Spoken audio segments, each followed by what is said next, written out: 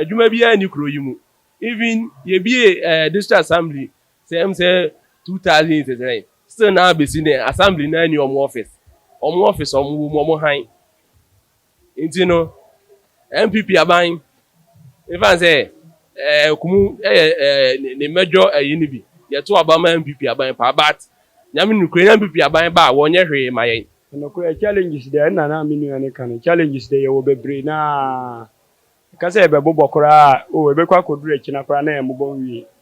bakakra be ka ne se ye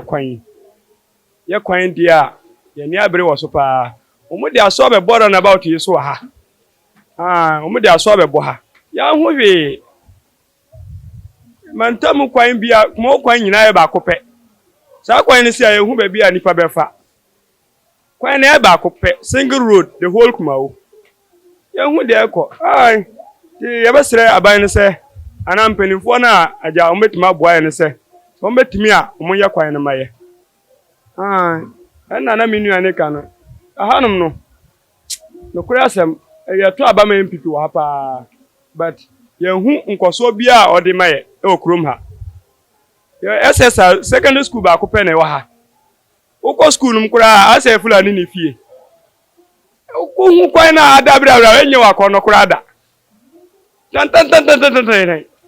ya sere na so betimi a omo school ba ko nka ho okumo man ha omo school ba ko nka ho na kwan no onye emwaye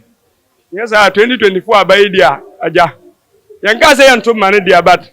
aja nipa ni obi tirim nti ya sere na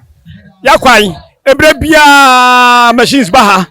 ya se ba mantam ha no kwan e kwa ya be yi ebe hu ade be sa ade anche no ma be sa machines nyina de ko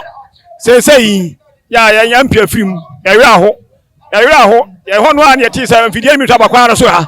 ye edwi ye yi so kakra ya sa MPP fo sei na kwa no de omunya mayan ne ya kro ye ne nte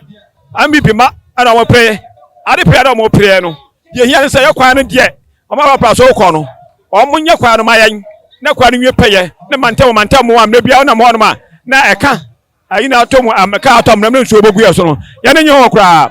na me de hia me ye kwano mu pia ma ye driver de kwano na ye bebo ayi go aban bi atimi ma uska kise bia de wo be fa so kwano abe fa so nso benya eso mfa so no ene hia ye ti na de meka akire why